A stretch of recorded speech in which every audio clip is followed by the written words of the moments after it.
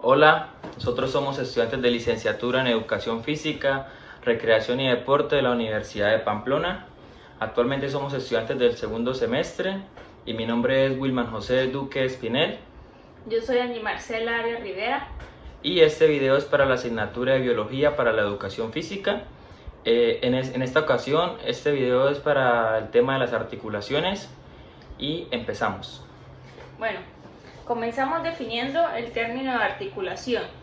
Estos son los puntos donde los elementos esqueléticos se conectan y esto se le denomina articulaciones. Existen dos categorías generales de las articulaciones, que son las sinoviales y las sólidas. Las sinoviales son aquellas en las que los elementos esqueléticos quedan separados por una cavidad, y las sólidas son aquellas en las que no hay cavidad y los componentes se mantienen unidos por un tejido conjuntivo. En conclusión a esto, las articulaciones son dos categorías, que son las sinoviales y las sólidas. Bueno, después de definir qué son las articulaciones y de clasificarlas en dos categorías generales, ahora vamos a especificarnos en lo que son las categorías de las articulaciones sinoviales. En primer lugar, una capa de cartílago, habitualmente cartílago hialino, cubre las superficies articulares de los elementos esqueléticos. En otras palabras, las superficies óseas no contactan normalmente entre sí de forma directa. Como consecuencia, cuando se ven esas articulaciones en radiografías normales, un amplio intervalo parece separar los huesos adyacentes. Porque el cartílago que cubre las superficies articulares es más transparente a los rayos X que el mismo hueso. Bueno, esa es una característica, y la segunda característica es que las articulaciones sinoviales es la presencia de una cápsula articular consistente en una membrana sinovial interna y una membrana fibrosa externa. La membrana sinovial se fija a los márgenes de las superficies articulares en la interfase entre lo que es el cartílago y el hueso y envuelve la cavidad articular. La membrana sinovial está altamente vascularizada y produce líquido sinovial, que se acumula en la cavidad articular y proporciona la lubricación a las superficies articulares. Decimos entonces que la membrana fibrosa está formada por tejido conjuntivo denso y rodea y estabiliza a la articulación. Parte de la membrana fibrosa pueden verse engrosadas para formar ligamentos que estabilizan aún más la articulación, y los ligamentos externos a la cápsula suelen aportar un refuerzo adicional. Bueno, llevamos dos características generales de las articulaciones sinoviales. Añadiremos otra característica que es: otro rasgo común, pero no universal, de las articulaciones sinoviales es la presencia de estructuras adicionales dentro del área englobada por la cápsula o la membrana sinovial, tales como son los discos articulares, que estos habitualmente están compuestos de fibrocartílago, almohadillas grasas y tendones. Los discos articulares absorben las fuerzas de compresión y ajustan los cambios en el contorno de las superficies articulares durante los movimientos y aumentan el rango de movimiento que se pueden producir en estas articulaciones. Bueno, y pasando a las articulaciones sólidas, solamente tenemos dos características generales, y una de ellas es que los movimientos en estas articulaciones son más restringidos que en las articulaciones sinoviales. Y estas articulaciones fibrosas incluyen suturas, gónfosis y sindesmosis. Bueno, ahora pasamos a una clasificación de las articulaciones sinoviales. Bueno, las articulaciones sinoviales se clasifican en 7 grupos, que son las articulaciones esféricas o en artrosis. Estas son de forma de balón y pueden desplazarse en cualquier dirección.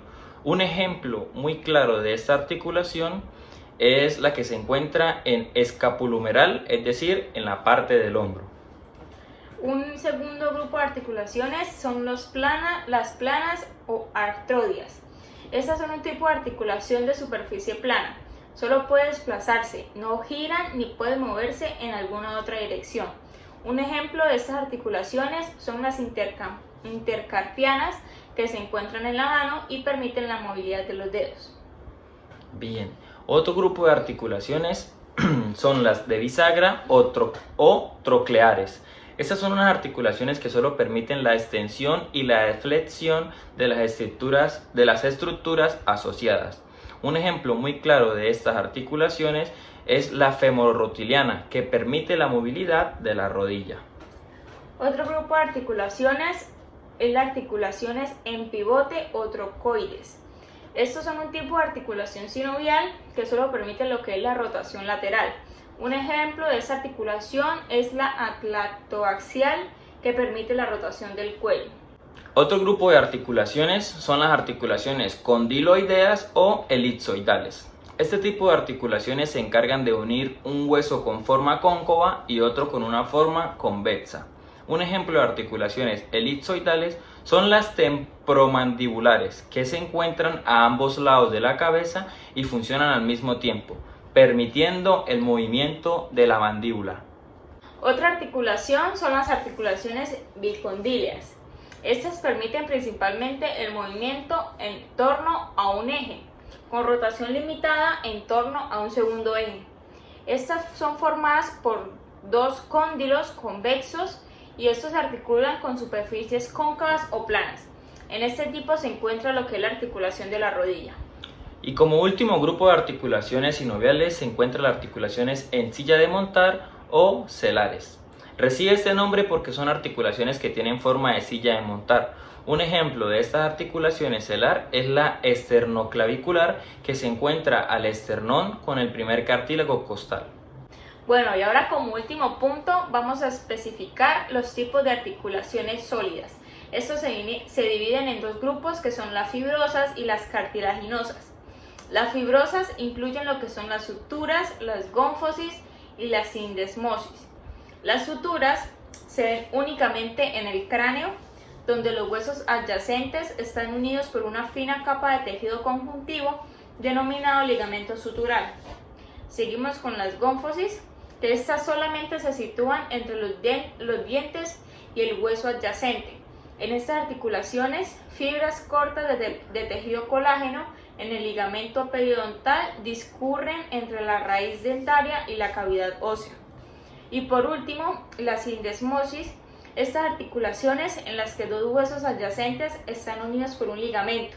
Por ejemplo, el ligamento amarillo, que conecta las láminas vertebrales adyacentes, o por una membrana interósea, la cual une, por ejemplo, al radio y el cúbito en el antebrazo. Y por último tenemos lo que son las articulaciones cartilaginosas, que esas incluyen lo que son la sicondrosis y la sínfisis. Recordemos que estas articulaciones cartilaginosas pertenecen al grupo de articulaciones sólidas. Bueno, la sicondrosis aparecen donde dos centros de ossificación de un hueso en desarrollo permanecen separados por una capa de cartílago. Por ejemplo, el cartílago de crecimiento entre la epífisis y la diáfisis de los huesos largos en crecimiento. Estas articulaciones permiten el crecimiento óseo y eventualmente se ossifican por completo.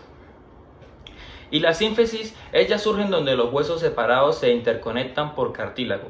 La mayoría de estos tipos de articulaciones aparecen en la línea media e incluyen la sínfisis del pubis entre los dos huesos coxales y los discos intervertebrales entre las vértebras adyacentes. Esta ha sido nuestra presentación sobre las articulaciones. Gracias.